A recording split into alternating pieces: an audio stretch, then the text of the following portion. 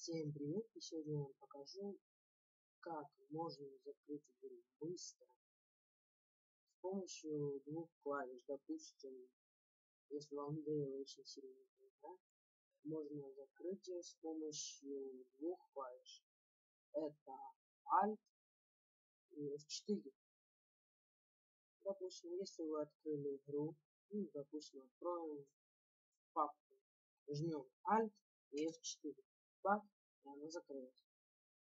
Если у вас что-то подвисло и вы не можете из этого выйти, приходится действовать неоднократно. Мы жмем Ctrl, Alt и Delete. Бах, у нас появляется вот такая панелька, и нажмем диспетчер задач. Ну, откроем опять панельку и на видео, да? Вот, жмем сюда, библиотека, сменим задачу, нам запилит. Ну, вроде все. Всем спасибо за просмотр. Пока.